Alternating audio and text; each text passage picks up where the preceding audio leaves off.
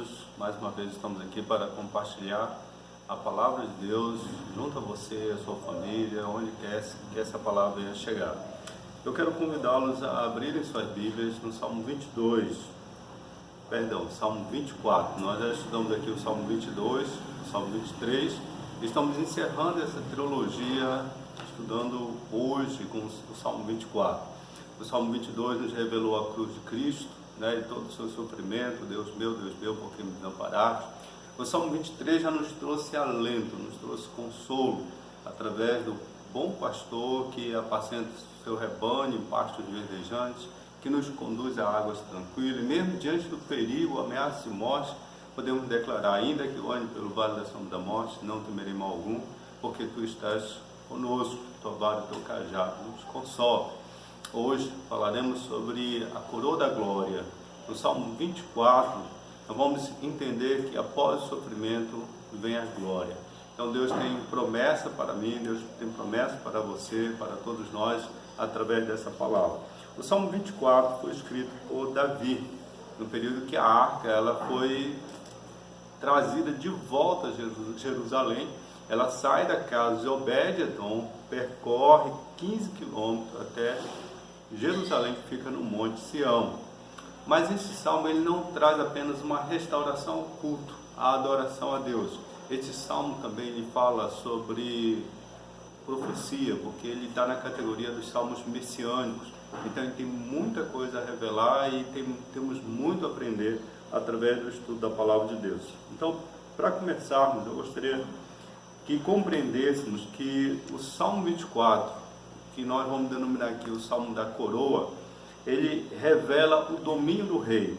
Ele começa dizendo: do Senhor é a terra e a sua plenitude, o mundo e aqueles que nele habitam. Então ele vai exaltar a majestade de Deus, ele vai exaltar a sua soberania e a extensão de todo o seu domínio.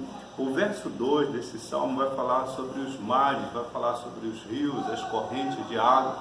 Ele fala de coisas que o homem não tem domínio. Ele fala de coisas que o homem não consegue controlar. Por exemplo, a sua própria vida. Você não pode controlar a sua vida. A Bíblia declara que o dia do amanhã não nos pertence. Há muitas coisas na nossa vida que não podemos controlar. Nós podemos fazer planos, mas não podemos determinar. Somente a Deus compete o controle de todas as coisas, de toda a natureza, o controle de todos os seres viventes. Deus rege a nossa história. Então esse é o domínio do rei. E nós fazemos parte desse domínio, nós estamos sujeitos à soberania do Altíssimo. O verso 3 declara: quem subirá ao monte do Senhor? Ou quem entrará no seu lugar santo?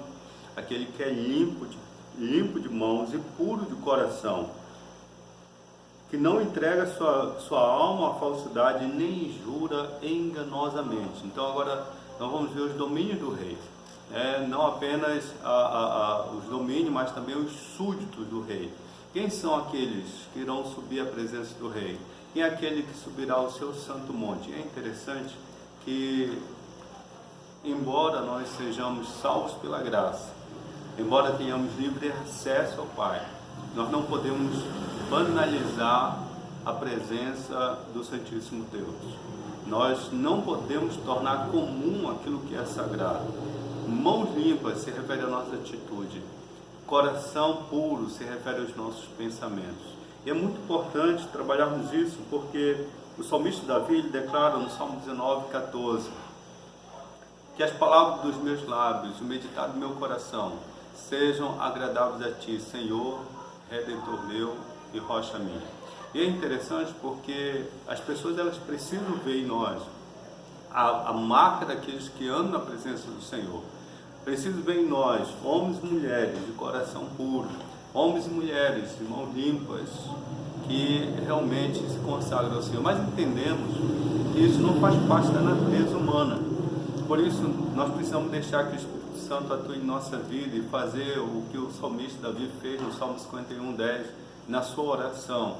Ele pede ao Senhor: restaura, Senhor, um coração limpo e renova em nós um espírito reto. É o Senhor que nos dá um coração limpo, é o Senhor que nos purifica, é o Senhor que nos lava. Então o reino de Deus não é apenas um reino visível, não é um reino de aparência somente, não é. Ele está falando aqui sobre a restauração do culto, mas esse culto não pode ser apenas um culto exterior, destituído de arrependimento, apenas rituais vazios. Não, nós precisamos realmente buscar o Senhor com o coração quebrantado, com o espírito reto, com mãos limpas, com um coração puro na presença do Senhor. Deus, ele não vê como o homem vê. A Bíblia declara lá em 1 Samuel que ele vê o coração.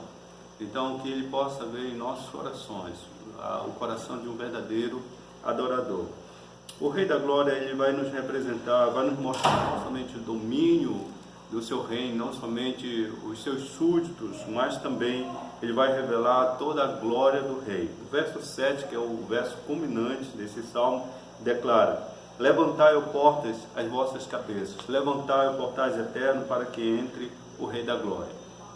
Durante todas as festividades judaicas, havia uma semana de adoração, havia uma semana de culto. Então essa semana, ela começava no primeiro dia entoando o Salmo 24, e o segundo dia o Salmo 48, o terceiro dia o Salmo 82, no quarto dia o Salmo 94, no quinto dia o Salmo 81, no sexto dia o Salmo 93 e no sétimo dia, que era o sábado, o Salmo 92. Então, o domingo que antecedia a Páscoa, quando Jesus estava entrando em Jerusalém, no primeiro dia da semana estava sendo entoado no templo: levantai, ó portas, as vossas cabeças, levantai, ó portais eternos, para que entre o Rei da Glória. Nesse exato momento, Jesus estava adentrando Jerusalém e as criancinhas cantando: Hosana o que vem, em nome do Senhor, Hosana que vem, o filho de Davi.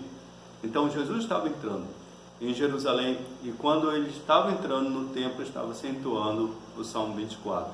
Mas esse texto, ele não se aplica ao templo de Jerusalém. Por mais belo que seja o templo de Jerusalém, por mais suntuoso e luxuoso que fosse, não se aplica a nenhum prédio, nenhuma construção humana terrena. Porque a característica desse salmo declara que levantai, ó portais eternos. Não se refere a uma construção terrena, mas celestial. Levantai, ó portais. E a pergunta que segue: quem é o Rei da Glória? Somente Jesus Cristo foi forte e poderoso na terra, para, após a ressurreição, após vencer a morte, ele foi capaz de vencer a Satanás e todos os poderes infernais. E ele é digno de ser chamado o Rei da Glória. E nem Salomão, em toda a sua majestade, é digno de ser chamado o Rei da Glória, mas o Senhor, que é forte e poderoso, o Senhor Jesus.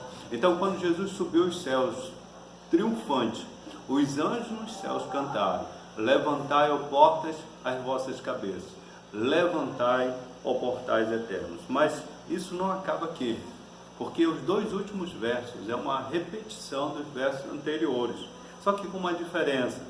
Onde estava declarando o Senhor forte e poderoso, de repente passa a declarar o Senhor dos exércitos. Por que essa pequena mudança na segunda repetição? Porque a primeira vez que Cristo veio ao mundo, na sua primeira vinda, ele veio sozinho, para travar a maior batalha de todos os tempos, e venceu. Na segunda vez que Cristo vier, ele já não virá sozinho, mas virá com um exército de redimidos. 1 Tessalonicenses 4, versículo 14. Em Apocalipse está escrito, Apocalipse 19, 11: e viu o céu aberto, eis um cavalo branco, o seu cavaleiro se chama Fiel e Verdadeiro, e seguiram no exército que há no céu, montados em cavalos brancos. Então o Senhor voltará com grande poder e glória. E eu espero que nesse dia possamos estar todos juntos entoando o Salmo 24: levantai, ó portas, as vossas cabeças, levantai, ó portais eternos, para que entre o Rei da Glória. Eu pergunto a você: você já permitiu que o Rei da Glória adentrasse a sua vida? Você já faz parte desse reino, o exército do Rei da Glória? Se você ainda não faz parte desse exército, quero convidá-lo a orar e pedir ao Senhor Jesus a entrar na sua vida e fazer no seu coração morar. Vamos orar, feche os olhos, pense em Deus agora nesse momento. Deus bendito, eterno Pai, nós te louvamos e bendizemos o teu nome. Graças te damos, porque Tu és digno. Tu venceste a morte, venceste Satanás e venceste o mundo. Com a Tua vitória, Senhor, o Senhor nos dá a garantia de vitória, porque todo aquele que é nascido de Deus vence o mundo, e esta é a vitória que vence o mundo, a fé que nós temos em Cristo Jesus. É neste nome que eu oro, em nome de Jesus. Amém.